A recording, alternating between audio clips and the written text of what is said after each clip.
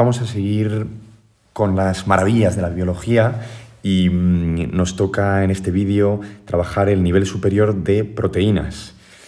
Vamos a profundizar en la gran diversidad de estructuras que tienen las proteínas y por lo tanto de funciones. Las funciones tan diferentes que pueden hacer las proteínas vienen determinadas por su estructura. Entonces vamos a recordar cómo es la estructura general de un aminoácido, que son los monómeros de las proteínas, que lo vimos en el vídeo anterior.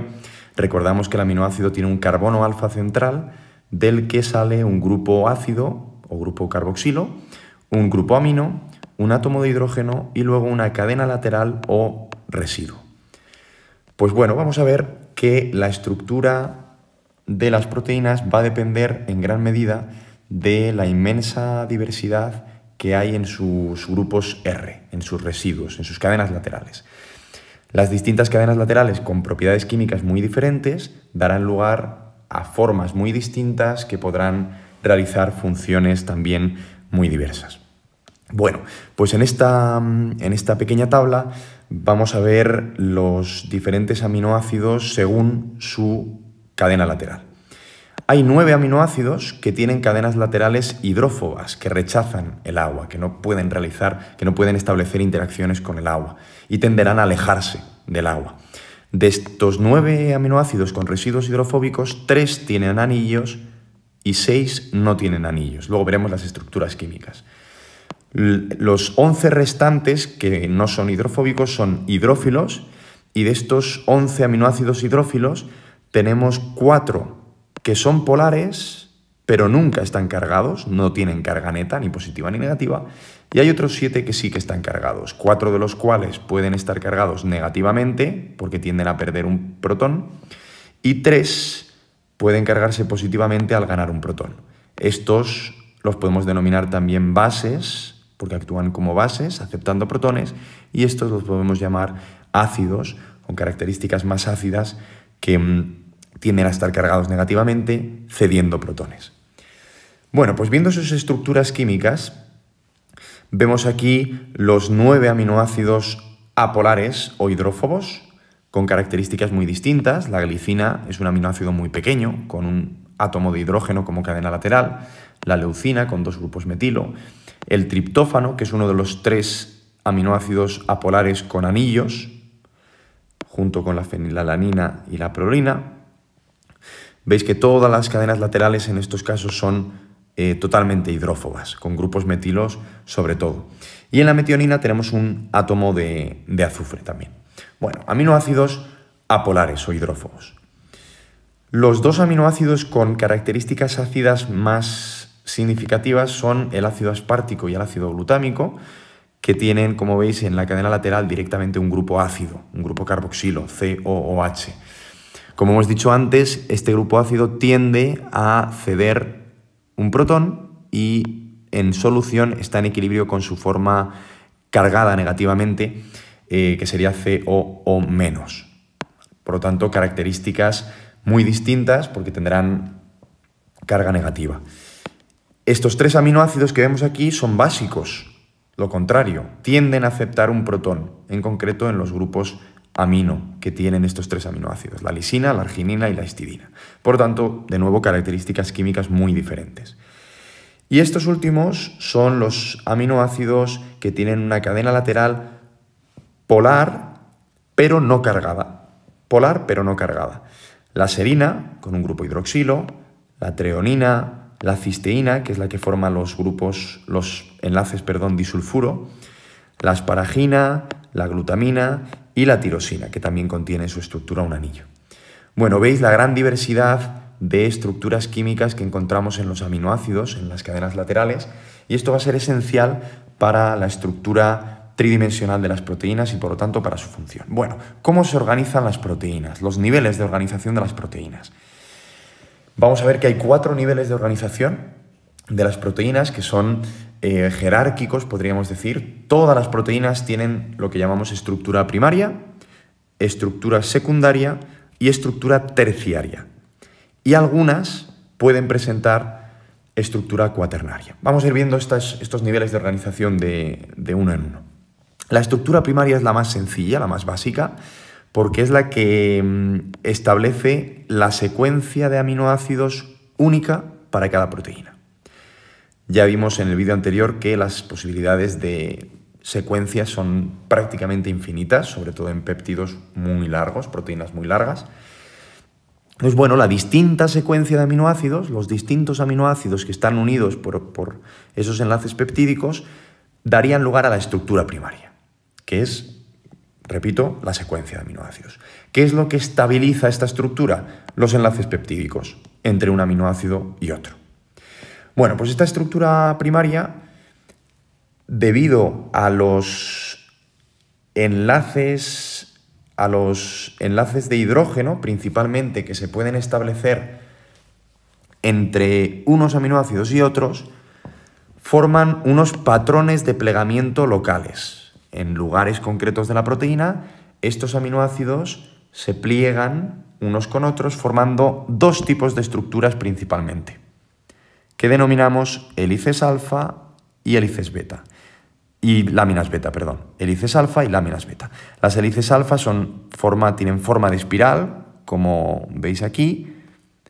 Los aminoácidos se van plegando sobre, digamos, la estructura primaria se va plegando sobre sí misma, formando esta estructura secundaria, gracias a que se forman puentes de hidrógeno entre los grupos, los átomos de oxígeno y los átomos de hidrógeno, que quedan libres de los enlaces peptídicos.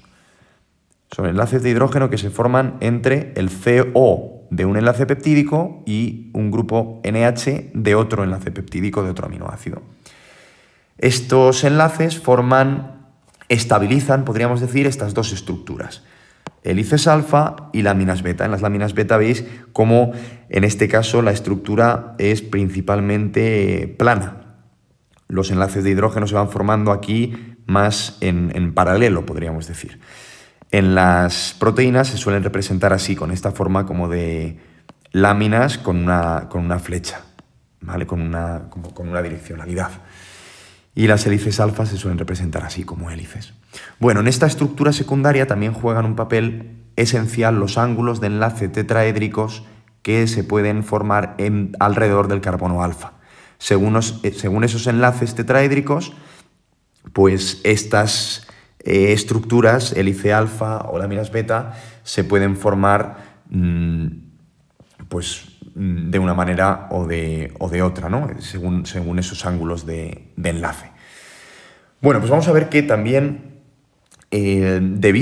claro, esto aquí, los enlaces, las interacciones que estabilizan esta estructura secundaria son solamente los enlaces de hidrógeno. Pero claro, todos estos aminoácidos que pueden formar la hélice alfa o la lámina beta tienen cadenas laterales que sobresalen. Aquí están puestas como Rs, pero ya hemos visto que pueden ser muy diversas y con estructuras, algunas incluso muy grandes. Cuando estas cadenas laterales forman interacciones entre sí, la proteína adquiere una estructura terciaria. Y en este caso, esta estructura terciaria, que sería el plegamiento posterior de la estructura secundaria, de la cadena polipeptídica, pues se pueden establecer interacciones muy variadas, interacciones entre los grupos R o residuos, cadenas laterales. Si es entre aminoácidos polares cargados, se pueden establecer enlaces iónicos entre cargados positivamente y cargados negativamente. Si es entre aminoácidos polares no cargados, se pueden formar de nuevo enlaces de hidrógeno. Si es entre aminoácidos hidrofóbicos, se pueden formar interacciones hidrofóbicas, las interacciones que tienen lugar entre partes hidrófobas que se tienden a aproximarse para no estar en contacto con el agua. Y entre las cisteínas, que veíamos que tenían un átomo de azufre, se pueden formar estos enlaces fuertes que se denominan enlaces disulfuro. Bueno, pues estas interacciones que se establecen entre esos grupos R o residuos, cadenas laterales, son los que estabilizan la estructura tridimensional de la proteína, que denominamos conformación y que es esencial para su función. Por lo tanto, estas interacciones pues son esenciales. La estructura secundaria también es importante, pero las distintas estructuras locales de estructura secundaria, la alfa hélice y la lámina beta, tienden a interaccionar entre sí formando la estructura terciaria y es lo que da al final la conformación final, podríamos decir.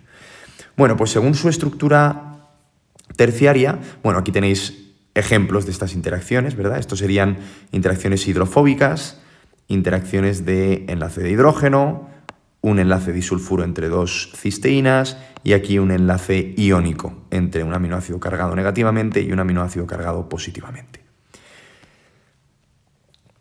Pues según su estructura terciaria podemos distinguir entre proteínas que serán solubles, que serán las que tengan aminoácidos polares en el exterior, en toda la parte exterior de la estructura tridimensional, y los aminoácidos apolares, si hay, estarán más en el interior, en proteínas solubles.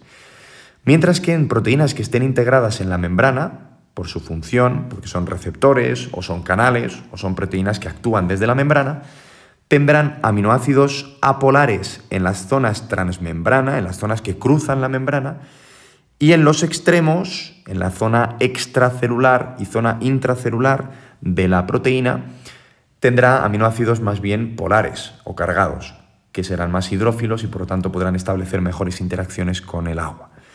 Bueno, tenéis aquí un ejemplo de una proteína transmembrana, la rodopsina, que actúa en el proceso de visión en la retina. Y podríamos decir que todos estos aminoácidos que están en la zona transmembrana serán muy probablemente apolares y están en la zona hidrofóbica de la membrana, mientras que los aminoácidos del dominio extracelular y del dominio intracelular de la proteína serán más polares. Aquí tenemos un ejemplo de proteína soluble, la mioglobina. En este caso lo esperable es pues, que todos los aminoácidos, sobre todo los que están más al exterior, pues serán polares, para que la proteína sea soluble. Aquí tenéis otro ejemplo de una proteína que actúa como canal. Esto sería la visión desde arriba del canal y esto sería como una visión lateral. Aquí se ven los 4 iones que están cruzando el canal en este momento. Entonces, bueno, en este caso es una proteína que también está insertada en la membrana y lo esperable es pues, que está rodeada de aminoácidos apolares hidrofóbicos que pueden estar fácilmente en interacción con la parte hidrófoba de la membrana y en la parte exterior e interior habría aminoácidos más polares. Pero lo interesante también aquí es que en el caso de las proteínas canal, justo en el orificio interior, que es el canal propiamente por el que pasan los iones, habrá aminoácidos concretos con una polaridad o carga específica que aseguran la afinidad por el ion que quieren transportar. Estos aminoácidos polares que recubren el interior del canal son esenciales para lo que se denomina la selectividad del canal. El canal solo permite el paso de determinados iones y eso es gracias a la selectividad que aportan las cadenas laterales de los aminoácidos que recubren el interior del canal. Bueno, pues esto sería la estructura terciaria. Hemos dicho que hasta esta estructura, hasta este nivel de organización, tienen todas las proteínas. Vamos a ver que hay algunas proteínas que no solamente tienen una sola cadena peptídica, sino que presentan varias cadenas polipeptídicas en la misma proteína, que están interaccionando entre ellas. Esto es lo que denominamos estructura cuaternaria. 2 o más cadenas polipeptídicas que interaccionan entre sí con las mismas interacciones que veíamos en la estructura terciaria, con enlaces de hidrógeno, con enlaces iónicos, con puentes de hidrógeno, entre cadenas laterales de una cadena peptídica y otras cadenas peptídicas distintas. Aquí vemos el ejemplo que veíamos en la portada del tema, la hemoglobina. Lo que veis en rojo son 2 cadenas polipeptídicas independientes y otras 2 en azul, pero que están interaccionando formando parte de la misma proteína. Es decir, aquí en esta proteína tenemos 4 cadenas polipeptídicas distintas que de hecho se denominan subunidades. 4 subunidades distintas. Bueno, pues esto es lo que sería la estructura cuaternaria, que veis que da estructuras proteicas más complejas y que con mucha frecuencia son proteínas que denominamos conjugadas. Conjugadas quiere decir que además de tener componentes peptídicos, cadenas peptídicas, tienen en su estructura componentes que no son peptídicos. En este caso es este grupo de átomos que aparece aquí en verde, azul, con varios colores, que se denominan grupos hemo. En este caso son grupos hemo. Hay otras proteínas que tienen iones, algún ion metálico, algún carbohidrato, que como no son componentes peptídicos, se denominan proteínas conjugadas, que están conjugadas a algún elemento no polipeptídico. Normalmente estos componentes no polipeptídicos participan, son esenciales de alguna manera en la actividad catalítica o en la función de la proteína. Catalítica quiere decir cuando la proteína actúa como un catalizador, cuando es una enzima que acelera una reacción química. Y aquí tenéis otro ejemplo de estructura cuaternaria muy diferente a la hemoglobina. En este caso es el colágeno, que hemos hablado antes de él.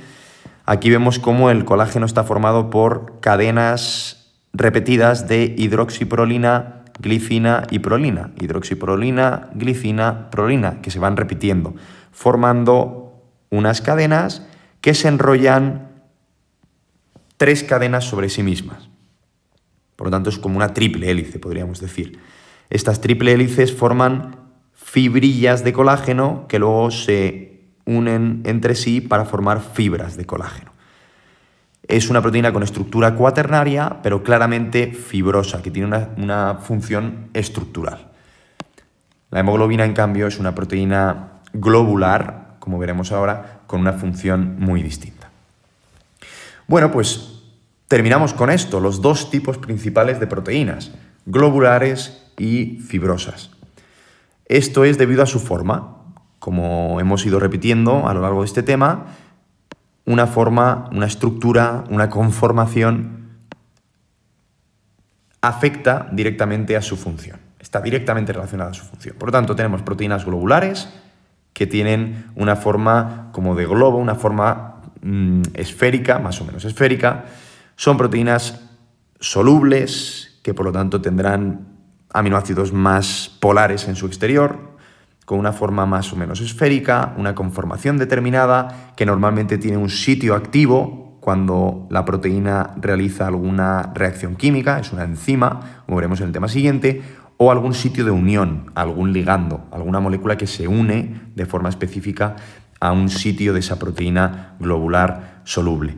Las funciones son muy diversas. Hay enzimas como la alfa-amilasa, que digiere el almidón. La función puede ser de transporte de alguna sustancia, como la hemoglobina, que transporta el oxígeno, o pueden ser regular procesos, por ejemplo, la regulación de los niveles de glucosa en sangre, que lo realiza la insulina.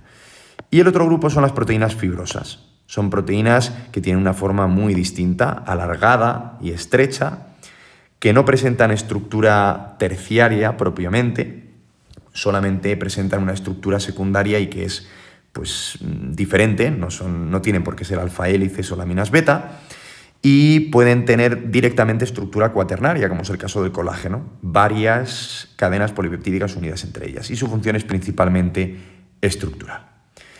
Bueno, pues con esto dejamos terminado el tema de proteínas, nivel superior. Seguiremos disfrutando de las maravillas de la biología en el siguiente tema, que es enzimas y metabolismo.